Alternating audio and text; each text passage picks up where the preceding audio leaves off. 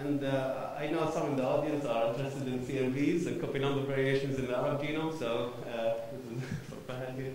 And you can see we have the biggest number. This is the analysis have been limited just to simplify things to the exon and gene regions. So the intron regions are not mentioned in the few slides. So that will be done later. We have deletions that are in the 10K to 20K base pairs, majority 20 to 50K base pairs, a small fraction in the 500 half a megabase size. So we are detecting quite a few small deletions or copy number gain or copy number loss. So which I'll be detailing now. This is the whole genome view of what we are having. You can see the copy number gains represented by the bars here are distributed throughout the chromosome, except we have a region of interest at 8q and 9p. The loss, the copy number loss, is happening at a smaller scale as you expect, because the potential detrimental effect of deletions. So because it's a healthy individual, they are selected against. So both of the deletions are very small. This is an example of the losses we have. It's happening almost throughout the genome.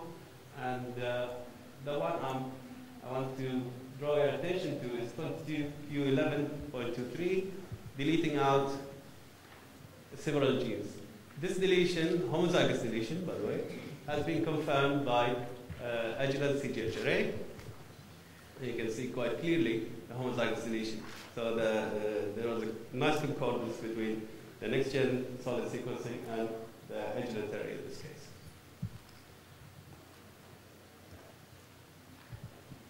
Yeah, just to quickly mention, yeah, this deletion knocks out the GSTT1 genes. They are genes responsible for detoxifying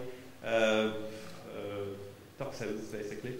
And interestingly, this variation seems to be associated with, it's a normal variation, it has been reported before. It's been associated with asthma caused by, or aggravated by incense burning, Bakhur, Harg al-Bakhur. So it's quite interesting to see this variation happening here. So the next stage is to see how common it is in this region.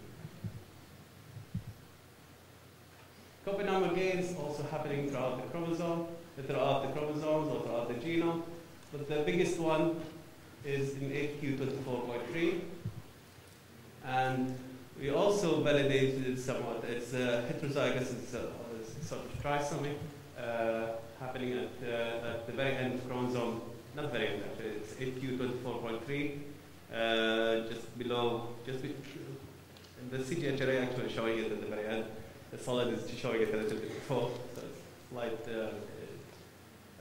lack of concordance in there. But 8q24.3 is amplified in our genome, and interestingly, it contains a lot of genes. So the function of a lot of these genes are not known or not fully characterized. So the next stage was to put all the variations we got from SNPs, from small end deletions, from CMVs, get that gene list, run it into a software called Gorilla, which defines the ontology or the function known about those genes, try to put them in pathways, and it's not clear here. I'm hardly clear on my screen actually, but trust me when I say most of the genes affected end up being in the immune response pathway. And that fits with doing it individually with another software that they are transmembrane or secreted. So it seems to be the variations we have are causing a variation in the immune response. Whether this variation is good or bad, I have no idea. And we don't have epidemiological data about the immune response and its response to infections and viral infections because it's difficult to assert this.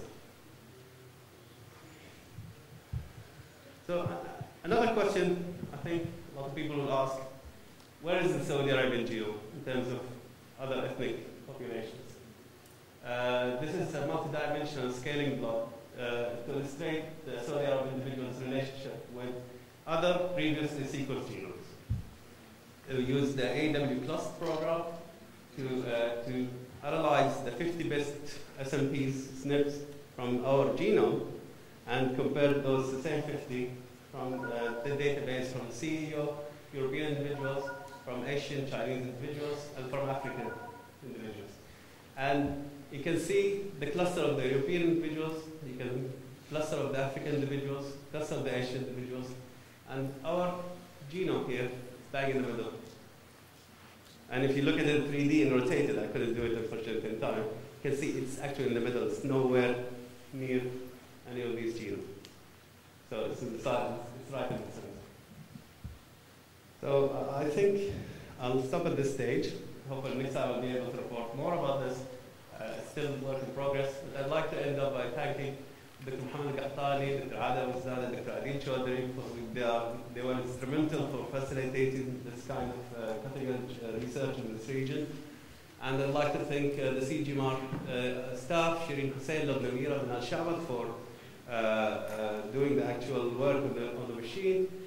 I'd like to thank Abdul Ali Birzada for doing the region charades. And I'd like to particularly thank Saeed Sadiqi for helping a lot in the setting up process of the technique in here from integrated Gulf Biosystems. And Applied Biosystems have particular thanks to the bioinformatics teams from the UK and the States for setting up the software and required to do all the analysis in record time. Thank you very much.